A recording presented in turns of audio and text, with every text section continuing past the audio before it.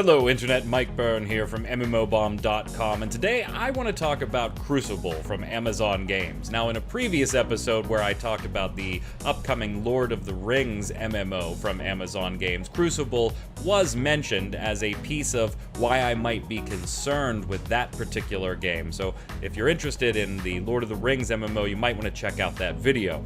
But today, I actually want to look at Crucible a little more in depth, just for a second, because it's getting changes, but can it be saved? I think that's an important question, and we're going to pose it today. So last week on August 4th, there was quite a substantial update to a number of things in Crucible. Now remember, this game has been pulled back into closed beta after previously being launched, so not a lot of people will be playing it since it's streamed into a closed beta and you have to have access to it. In fact, right now, according to Steam charts, there's only 38 people playing the game as we're talking right now. But again, I don't know how valid or how important that number is right now, seeing as you have to be in the closed beta to play it. Although a lot of people that were playing it did get access to that beta, so it is a number worth looking at. I just don't know how much weight to put behind it right now. Anyway, last week on August 4th, there was a big update to Crucible and we talked about on the free-to-play cast that added things like the new mini-map at the expense of the compass, which was kind of no longer needed, some comms updates as far as being able to ping things on the map in a particular way that would also give an audio signal of what was being pinged and why to your teammates, some overall hunter changes, some gameplay and match changes, including map changes, the addition of scenarios, which were additional things to do throughout the environment or things that might impact the environment and assist with leveling up along the way. We've got new objectives added to the game. Now these you don't know about right away as you start a match. We're talking about the Heart of the Hives game mode here as being the beneficiary of all of these changes, but that's a lot of updates to a closed beta game that previously released already, and some of them feel like really core gameplay updates, things that they could really expound upon in the future. Fast forward a week to today on August 11th, and we've got two new dev blogs from Crucible. One taking a look at creature design and how some of that is changing, not just right now, but down the line over the next weeks and months. And then a dev blog talking about balance, obviously something that is super important in a shooting game. Now on the balance front, while it's an interesting read, it doesn't really go into a lot of the changes you might be able to expect as a Crucible player. It more talks about the Amazon Games team, their philosophy about balance, and while it's a very high-level view, it's definitely worth a read, even if you're just interested in things that are considered when balancing characters or game modes in any game, not just Crucible. Whether you're looking at specific skill changes or changes to enemies or how characters can interact, it is a kind of an interesting read.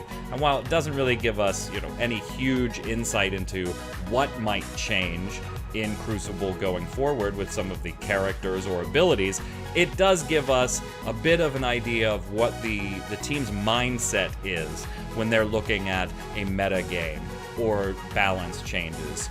They're looking at it at least beginning from all things being equal, let's take away player skill, let's take away player familiarity with abilities or particular characters or the environment or objectives. Taking all those things away, are we seeing all of our heroes picked about evenly, and are they all winning at about a 50% ratio? Well, then we're in a good balanced place right now, and we probably don't want to tweak anything too heavily. So it does give you kind of an idea of where they want to head.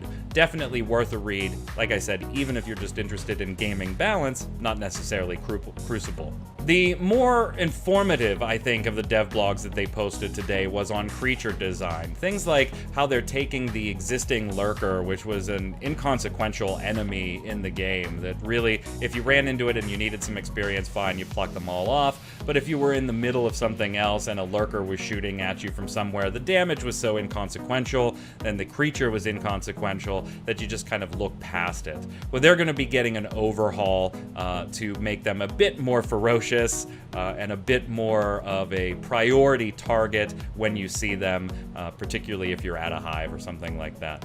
Speaking of hives, we are getting a hive update as well. This is a lot of visual overhaul, including calling out of critical hit points within the hive model itself, better visual cues on where a hive will actually spawn through, or could spawn based on routes and things like that. So some changes in that, not really behavior or AI changes, but visual effects, a lot of overhaul there. While they're not changing things on spitters, they did talk about spitters being kind of like the core AI that they use to develop other creatures. Stompers are getting an update and being able to heal other creatures, but most interesting is probably the addition of creature camps. If you're familiar with MOBA games, you're probably familiar with this idea. You know, somewhere on a different MOBA map, there's little tucked away areas where some creatures spawn, right? That's their home base, and you can go ahead and take them out, get extra experience, get rewards, get buffs, whatever the case may be for your particular game. Well, Crucible is looking at adding those types of environments into the map so that you will have extra harvesting of experience areas. They're still playing with respawn rates, and some of these changes are a little further down the road than others, but it was nice to see these updates. And I tell you all of this, not to give you a huge update on Crucible. I'm not generally a Crucible fan myself. I don't sit there and play it all the time, even when it was launched. But looking at all of this information within the last week, the update on the 4th, the dev blogs that are posted today, some small news that they've put up on the sites here and there over the past couple of weeks, I have to ask, can Crucible be saved? And I think it's an important question. It's easy to dismiss it and kick the dog while it's down. Absolutely. They had a rough launch. They had to be pulled back into closed beta. An embarrassing move that I'm sure the team would rather not have done, but had to based on the situation. It's easy to kick a dog while it's down. But it's also important that we look at the other side of this. Yes, from a financial standpoint, can Crucible recover? Absolutely. I mean, if Amazon wants to, they have more than enough money to actually fix this or produce something else or mold it into something that is better. So from a financial standpoint, I think nobody's going to argue with, yeah, they absolutely could. The question is just going to be, do they want to? And I think that's where we get down to the team. It seems like the Crucible team, the line level development, QA, producers, directors, that core team, I have to feel for them, because looking at what they're doing over the past couple of weeks, I'm starting to see a passion from them, just even in the way they write their dev blogs anymore, compared to months ago, that I haven't seen before. And I like that as a gamer, as a player, as somebody that covers this stuff for a living. I do like seeing that. Is it too little too late? I don't know. Was this passion there months ago, but for whatever reason, the PR behind the game was taking a more serious bend on things? I don't know. That's entirely possible. It is nice to see, though. I have the feeling that the team really, really wants this to succeed. The final part we have to get into, though, is if they have the money, and they have a team that seems passionate about it, and the company is willing to keep the money going, right? That's a big caveat that we just don't know the answer to. Is, do they have the ability to?